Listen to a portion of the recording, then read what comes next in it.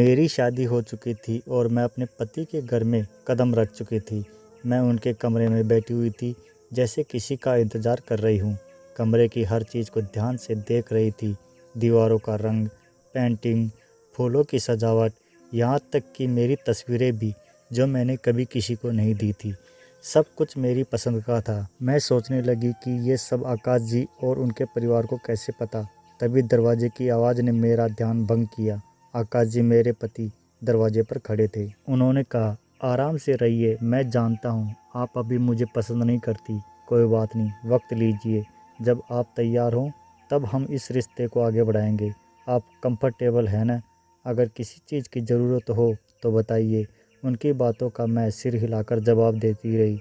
जब उन्होंने कहा, कपड़े बदल लीजिए, लहंगा काफ़ी भारी होगा, तो मैं चुपचाप चेंजिंग रूम में चली गई। जब बाहर आई तो देखा कि वे मेरे लिए बिस्तर लगा चुके थे और खुद दीवान पर सोने की तैयारी कर रहे थे। उन्होंने कहा, आप आराम से सो जाइए, किसी चीज़ की ज़रूरत हो तो मुझे बुला लीजिए। Good night. मैं बेड पर लेट गई, लेकिन नींद नहीं आई। बीता हुआ कल मेरी आंखों के सामने आ गया। कॉलेज की बात याद आई।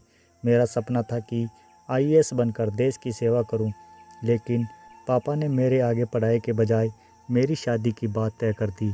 मैं मजबूर थी और भैया के दबाव में आकाश जी से मिलने गई। मन में असहमति थी, लेकिन कुछ कहने का साहस नहीं जुटा पाई। शादी के बाद जब मैं नई ज़िंदगी के साथ तालमेल बिठाने की कोशिश कर रही थी, तब एक दिन आकाश जी मुझे कहीं ले गए। मैं हैरान रह गई जब उन्होंने मुझे आईएएस कोचिंग सेंटर के बाहर खड़ा पाया।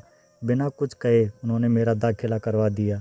वह केवल यही नहीं रुके, हर कदम पर उन्होंने मेरा साथ दिया। मेरी सोच थी कि शादी मेरे सपनों को रोक देगी, लेकिन आकाश जी ने यह साबित किया कि सही जीवन साथी मिल जाए तो शादी आपके सपनों को नई उड़ान दे सकती है। आज मैं समझ चुकी कि प्यार कहीं भी कभी भी हो सकता है। शादी के बाद भी हमारा जीवन साथी हमारा पहला प्यार बन सकता है, और यही मेरी ज़िंदगी की सबसे बड़ी सच्चाई है। हमारा वीडियो आपको कैसा लगा कमेंट्स करके ज़रूर बताना। अच्छा लगे तो लाइक करना, अपने दोस्तों के साथ ज़रूर शेयर करना। ऐसी और कहानी सुनने के लिए हमारे चैनल को सब्सक्राइब करना। धन्यवाद।